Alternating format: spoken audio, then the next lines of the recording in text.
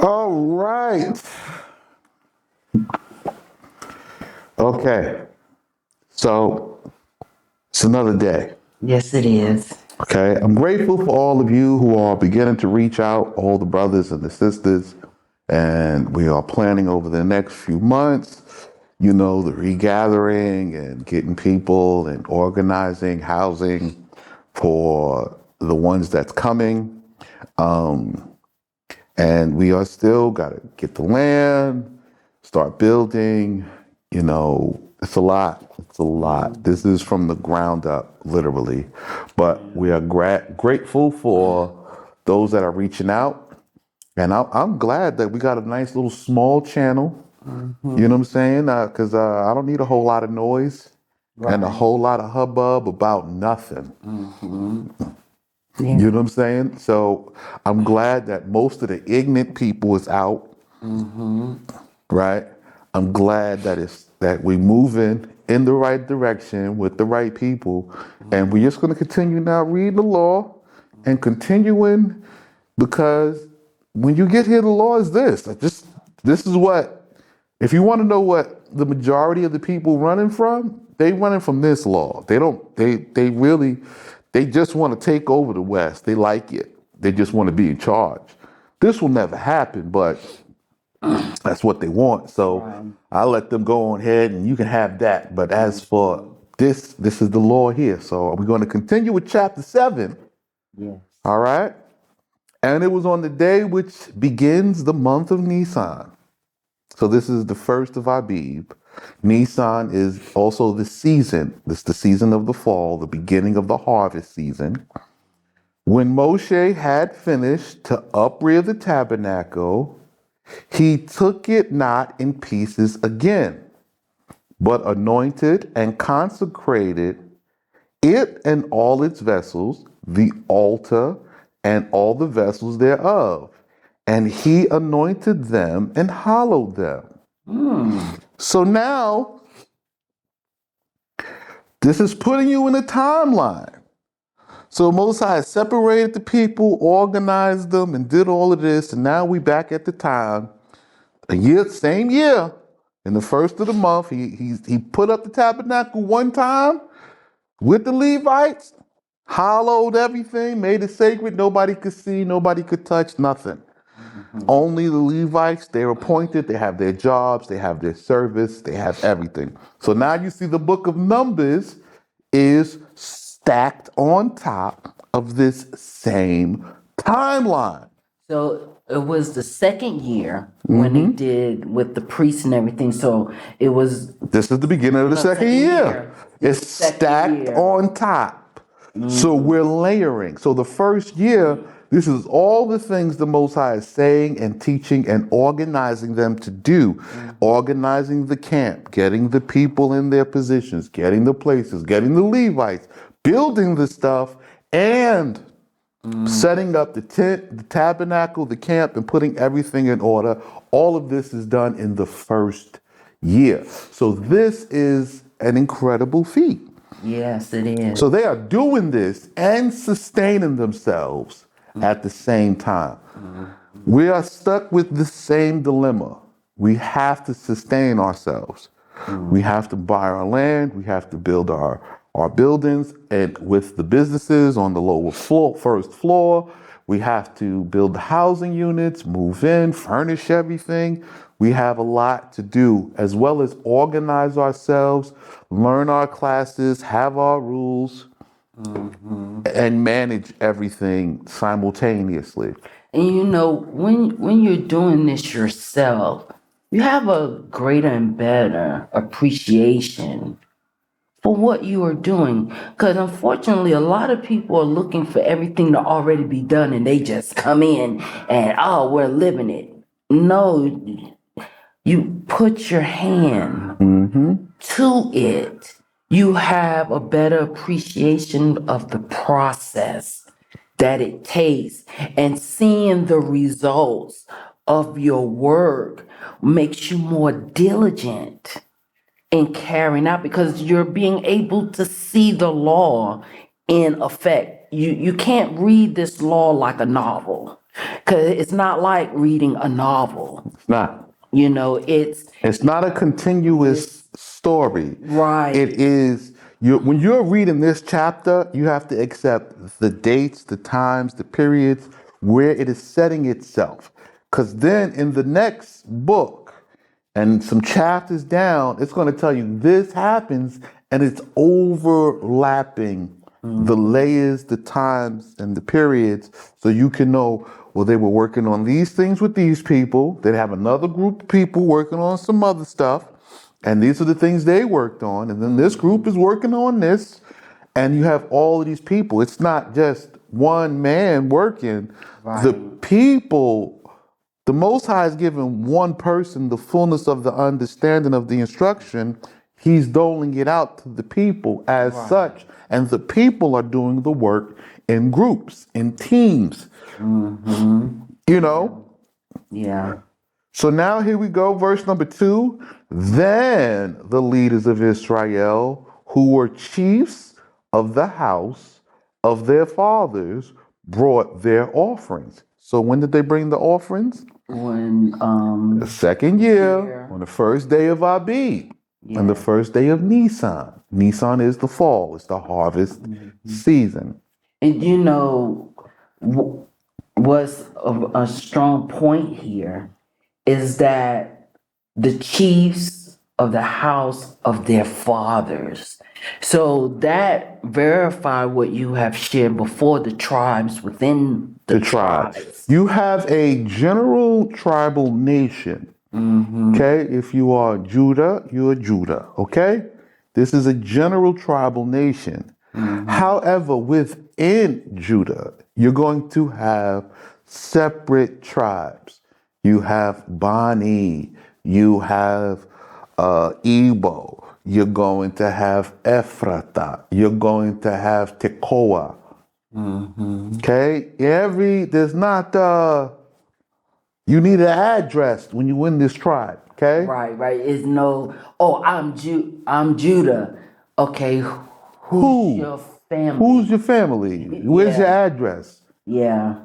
Okay, now the beautiful part about my birthright is I have the ability to reconnect you to your family, to your address, to your tribe. Okay? Now I'm talking to men. Women, this don't matter. Right. Because you're going to get what you get with who you marry. Right. Okay? Now you say, but what if I have an inheritance? We'll get to that. There's a law concerning that.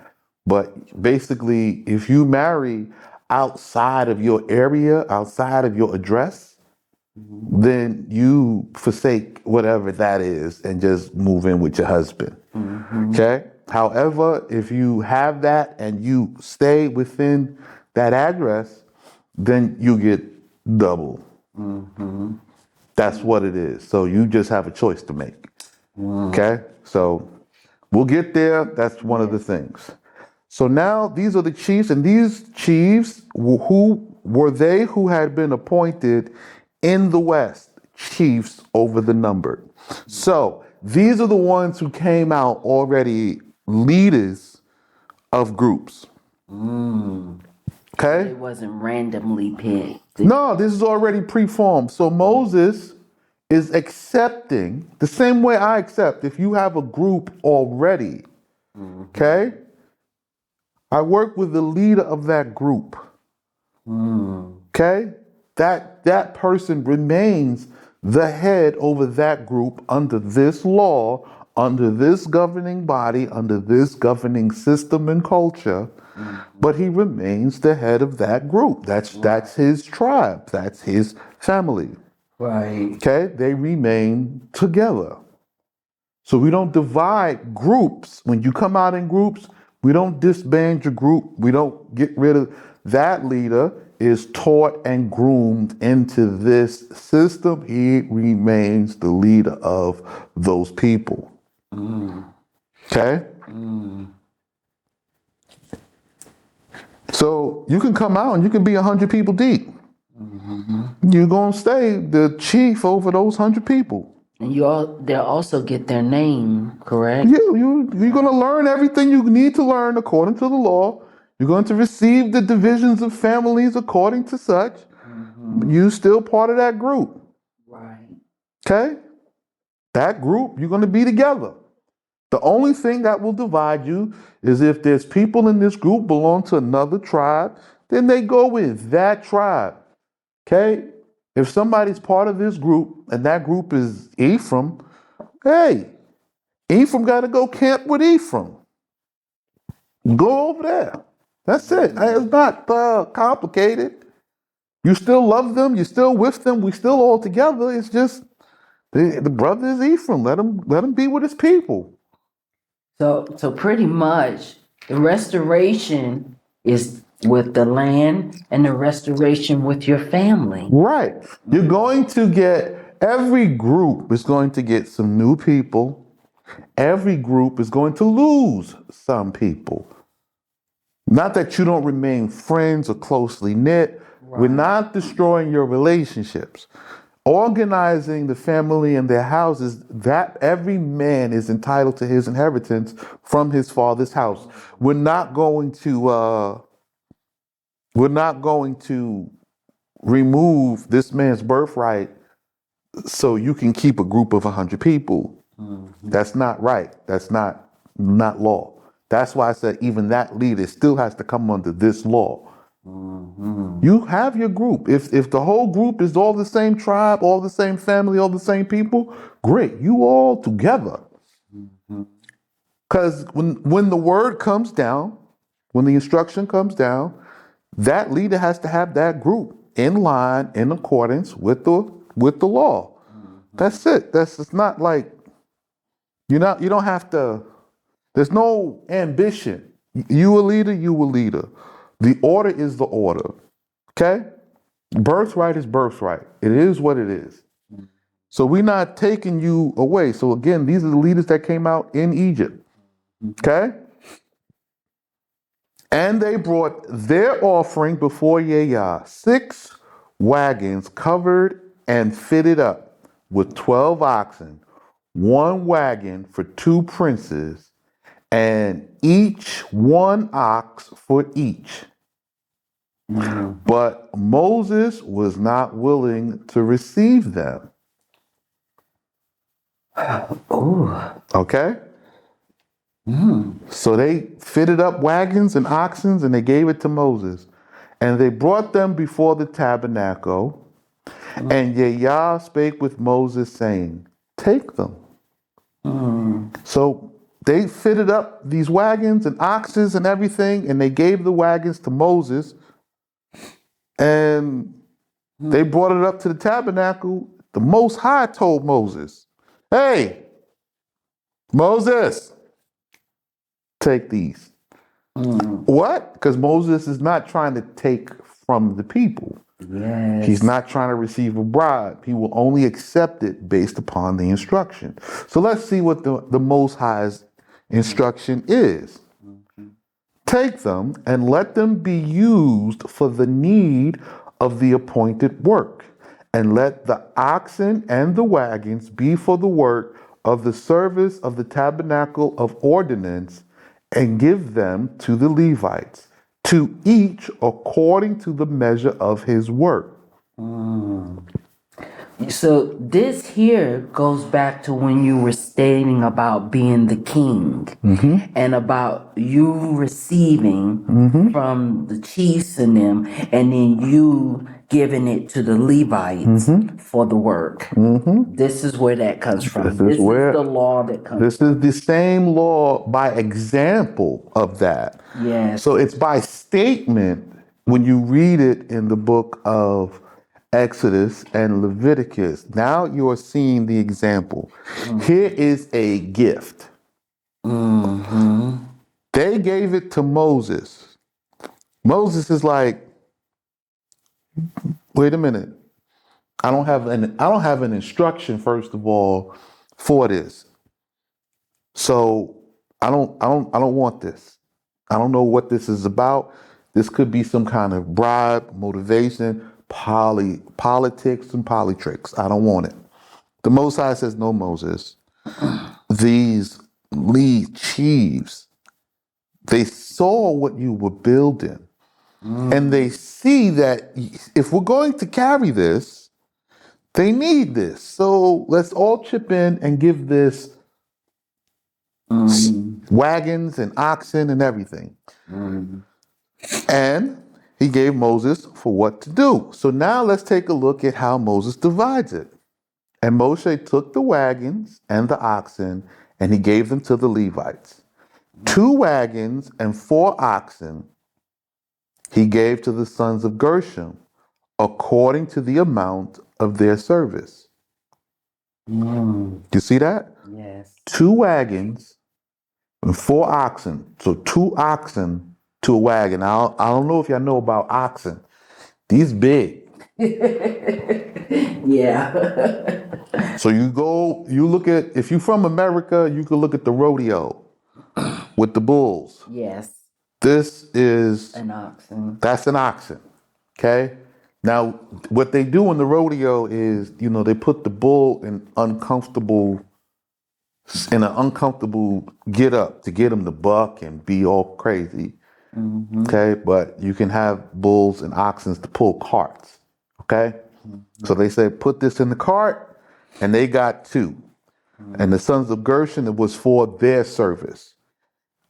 So again, when it comes to the tabernacle of Moses, the Levites will have this again.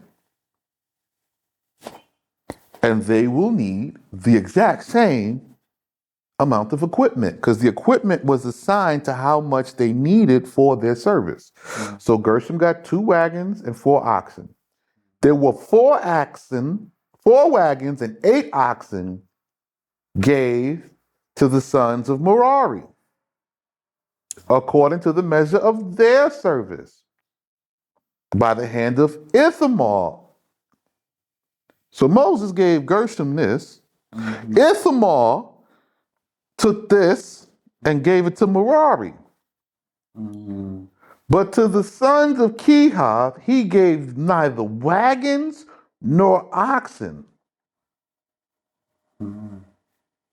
Because on them was laid the service of the sanctuary to be carried on their shoulders. So now I want to talk to people about equity, fairness. Okay? This is not fair. It's not fair. Okay? I don't care about fair.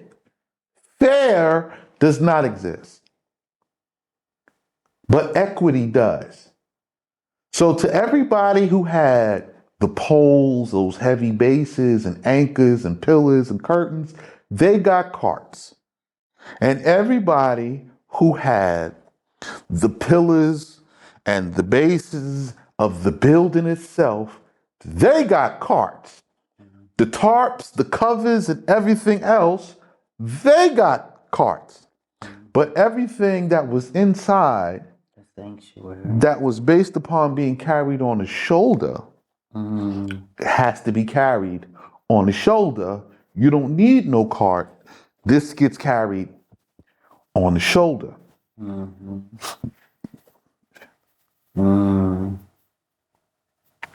Okay? Right. This has nothing to do with how you feel, how you like it, how you see fit. Has nothing to do with fair. This is the work assignment. Which brings me to my point. The closer you get to the Most High, you're going to lose some things. You will be restricted from certain amenities, certain luxuries, certain things that other people enjoy.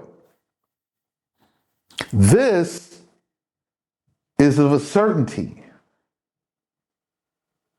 So you have to stop looking at everyone around you to see if they're doing what's right to determine whether or not you are. No keeping up with the Joneses here. That's not even the case. You can't even compare. Fair. Mm-hmm. If the Joneses are Chinese, then they can eat cats and dogs. Mm-hmm. If you are of the children of Israel, you can't eat that. Mm-hmm. Okay. Rabbi Sheikh, how do you know who's who? It's easy. The son of this bloodline will do the same as his father out of his own heart. Do you understand that? Yes, sir, I do. I promise you right now, I'm telling you, you'll never, ever, ever, you'll never see a son from some other family line do what somebody else's family does ever. You'll never see it. Never. Okay? Mm-hmm. I'm not talking about gifts, talents, and abilities. I'm talking about nature. This father did this in this time, so Nakshon did this in his time. His son will do the same thing. This is what he wants to do. Not only does he want to do it, he will have it to do it. Those are the only two criteria. He has it and he does it. Mm-hmm. So first is Nakshon from the house of Yehuda. So he's the head over all the other leaders in Yehuda. Right? We understand. So he's the first and the head of all the others in Yehuda. Mm-hmm. And his oblation, which he offered, was one silver bowl, thickly embossed, in weight 130 shekels, in the shekels of the sanctuary. Now, the shekel of the sanctuary, 1 shekel is 5 grams. So you could take 5 grams Mm-hmm. and multiply that by 130. And that tells you how heavy and how much silver he gave. Right? Mm-hmm. You'll get 650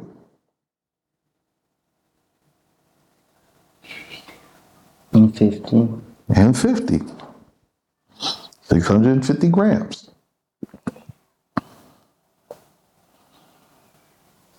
Mm-hmm. Okay? Yes. 650 grams. Mm-hmm. All right?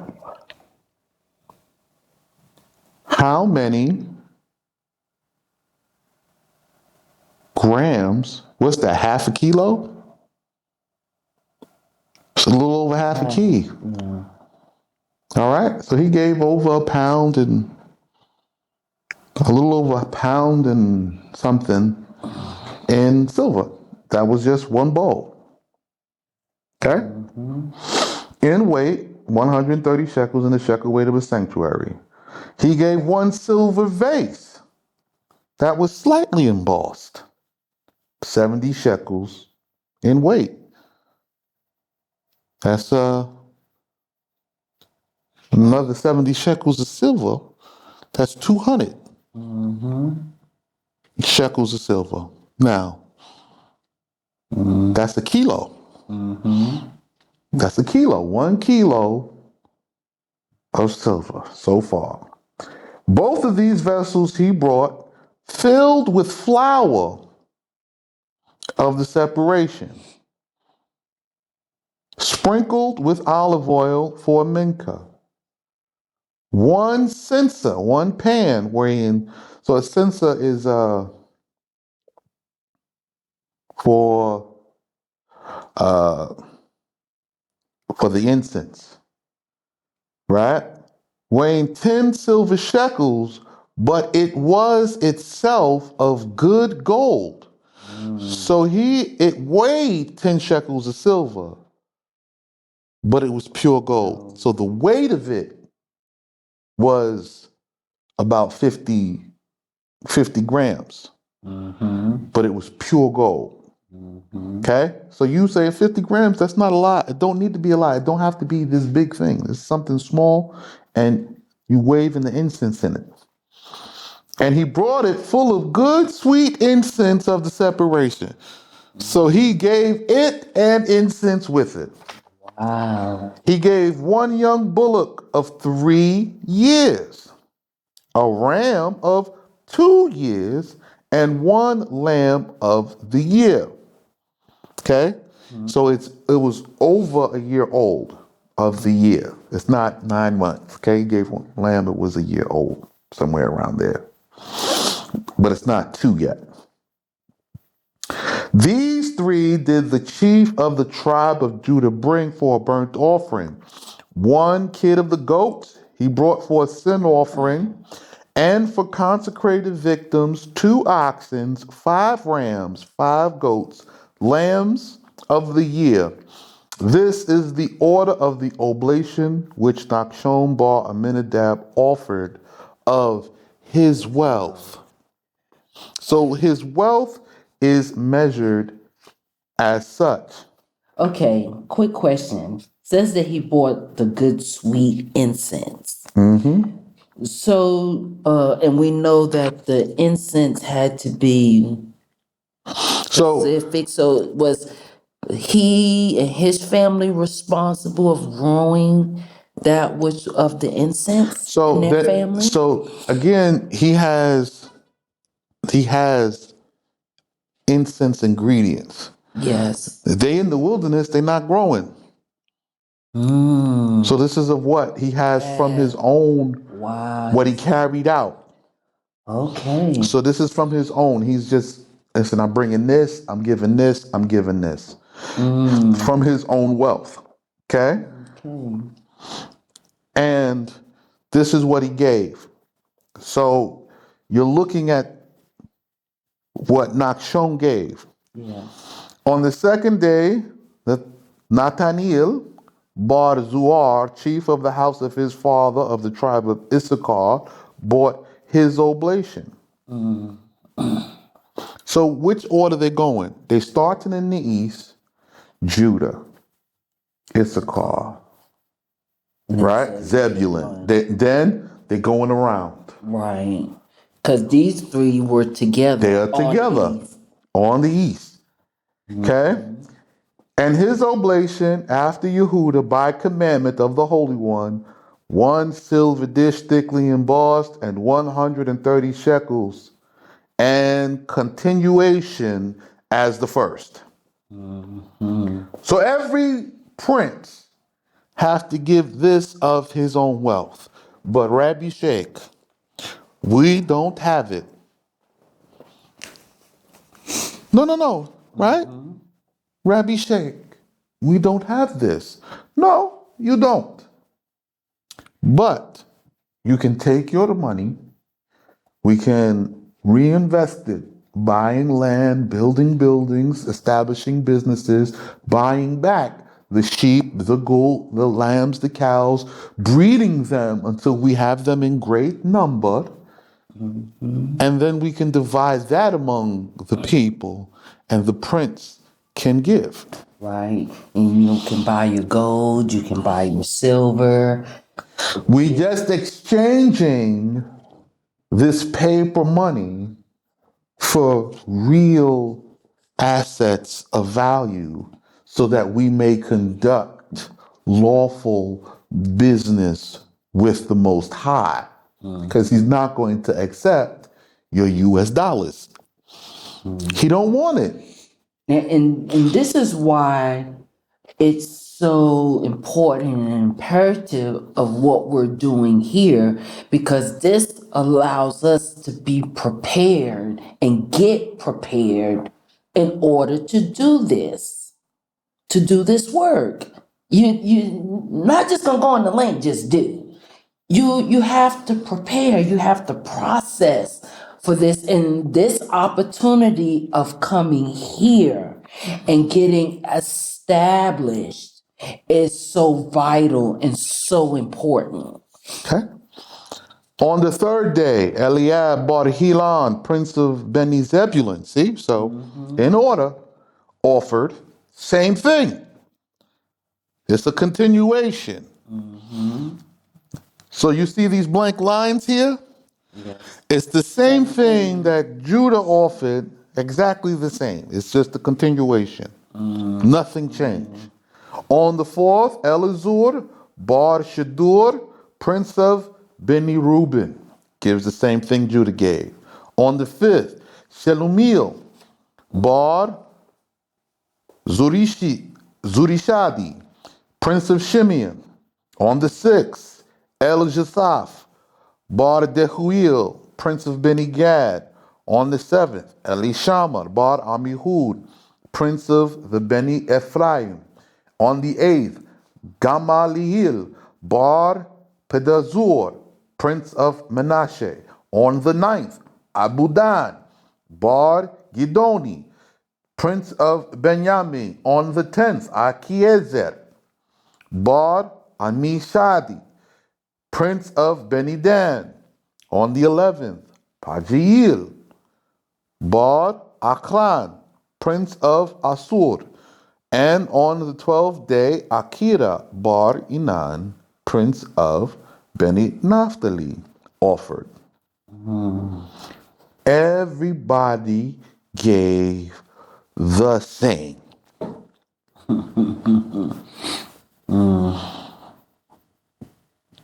So you say, everybody gave the same, Rabbi Sheikh? Everybody gave the same.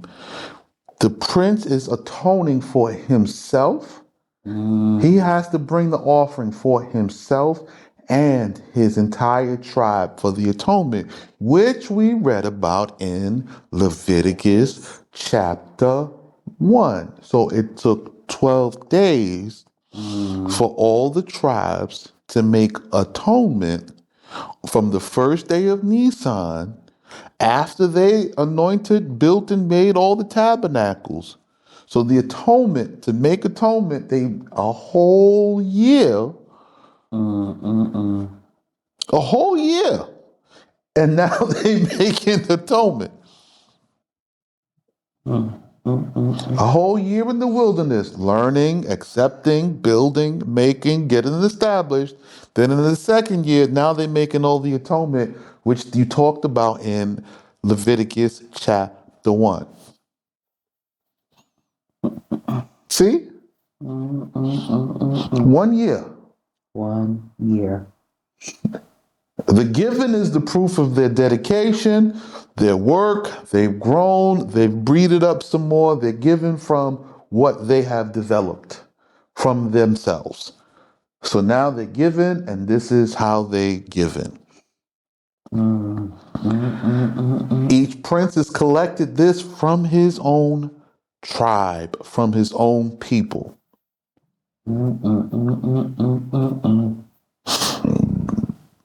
Okay? From day one, this day one, right? 12 days. Now, what happens on the 14th of Nisan?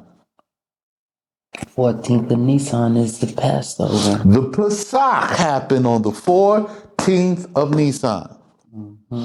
So now you start to understand this is 12 days, and this is before we get into the Pesach, before we get into the Passover. So the Passover is now going to be conducted differently the second year than the first. No blood on the doors anymore. That was only in Egypt. It's never happened again. We just making the barbecue. We separate what we're going to make, because you know you can't separate it on the Pesach. You have to separate it on the 10th day and set everything aside. But that's what the people doing. The prince is making atonement for the people because the Most High is getting to come to us and we have to be clean. This is the oblation at the anointing of the altar on the day that they anointed it. From the riches of the princes of Israel, 12 silver bowls answering to the 12 tribes, 12 silver vases answering to the 12 princes of Beni Israel, 12 golden pans answering to the 12 Mazel the 12 signs in the sky. Okay? The lion, the horse, the crab, those 12 signs, each one of those is assigned to the children of Israel. 130 shekels of weight was each silver bowl, and answer to the years of Jochebed when she bare Moses. And 70 shekels was the weight of each vase, answering to the 70 elders of the great Sanhedrin. And all silver vessels, 2,400 shekels in the shekels of the sanctuary. The gold pans were 12, answering to the 12 princes of Israel, full of good sweet incense. The weight of 10 shekels was the weight of each pan, answering to the 10 words. Not the 10 commandments. No. The 10 words. You say it's 10 commandments. No, it's 10 words. 10 debarim. Each one word subscribes to the whole of the law. Starts with the memra, ends with the memra.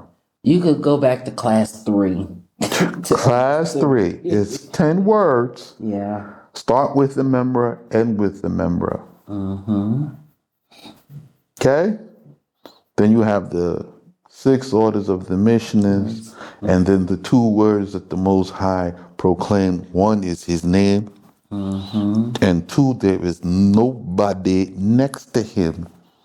And the Mishnah that you're speaking of is not the same of the No, Jewish it's people. not the Jewish people. It's just what each law governs. And you'll get that back in class 3. So we're here now in Numbers, and I've been reading a chapter 2 a day.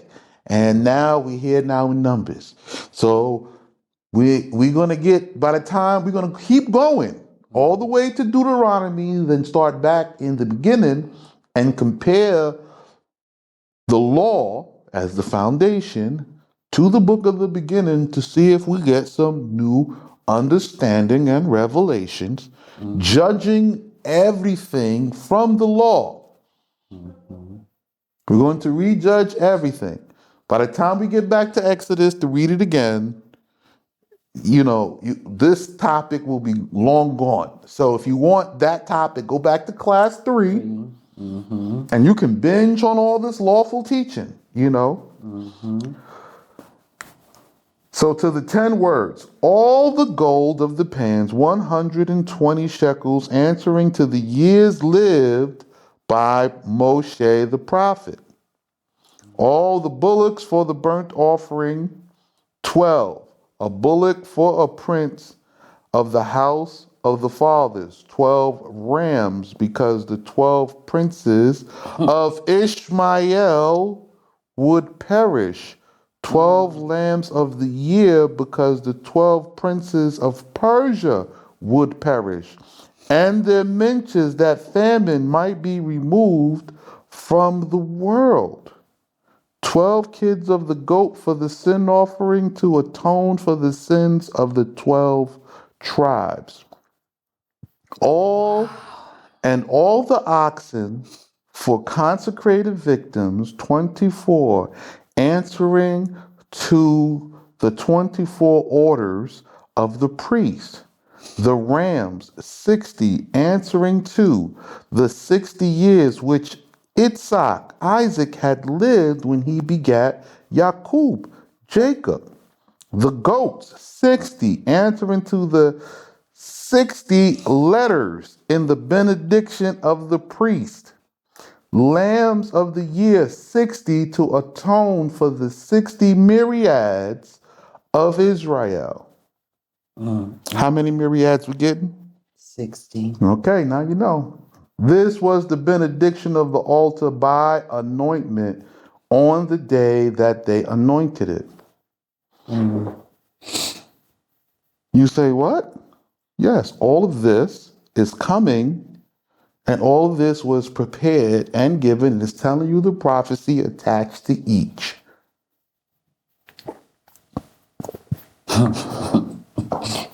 People gonna be shocked to see Ishmael, Oh yeah. Persia.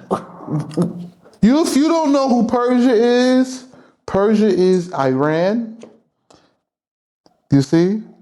And the Most High calls Persia his army, and there's going to be a lot of devastation and loss with them in the coming wars.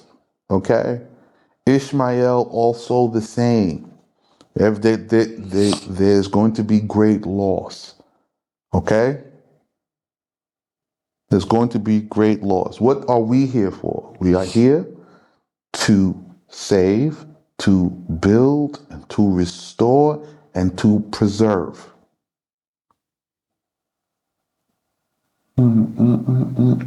Some will survive. How are they going to survive? With us. We have the instruction for how to survive the coming destruction, the coming storm. Okay? And when Moshe entered into the tabernacle of ordinance to speak with him, he heard the voice of the Spirit who spake with him descending from the heaven of heavens upon the mercy seat.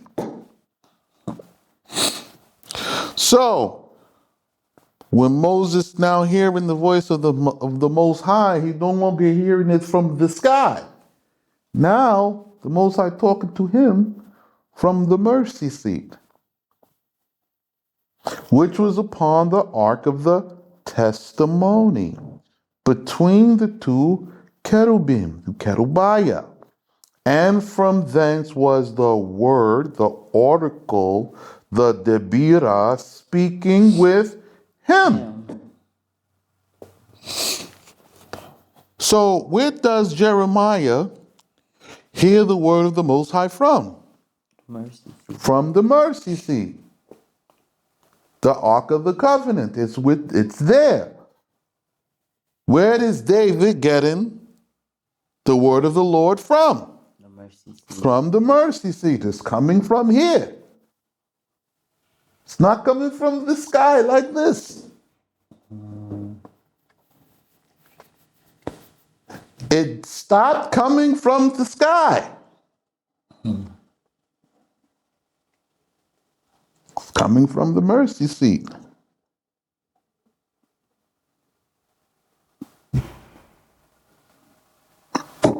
I know some of y'all hurt now. Y'all feelings hurt.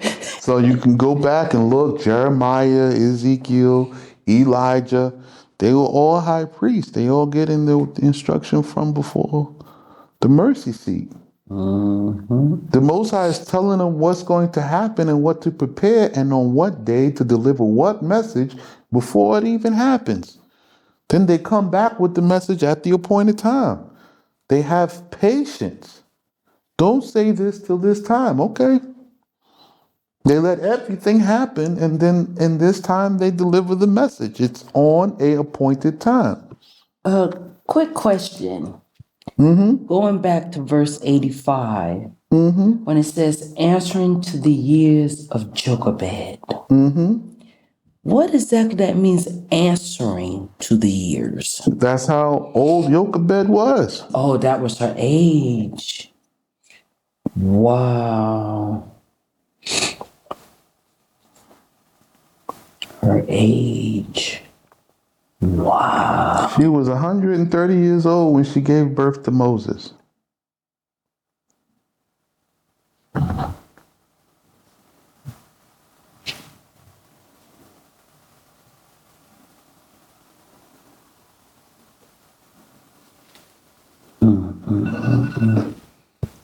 So Jochebed lived a long time. Yes, she did. And then the Most High even extended her life again, returning her to her youth. We'll get there in a minute. I'll tell y'all about that. So when you see me talking about these Redeemer cases, right? Just because you've known a man before, yes, you are the Redeemer case. There is atonement for you. But you're going to have to get the customs, the traditions, the law. You're going to have to move because there's no way for you to keep this law everywhere you are. The law is alive and well here. It is lived here by culture and tradition, which you have to learn and you have to build for yourself, for your family, and for the community. This is the price to enjoy the benefit of that which is promised. One step at a time, one day at a time. One step.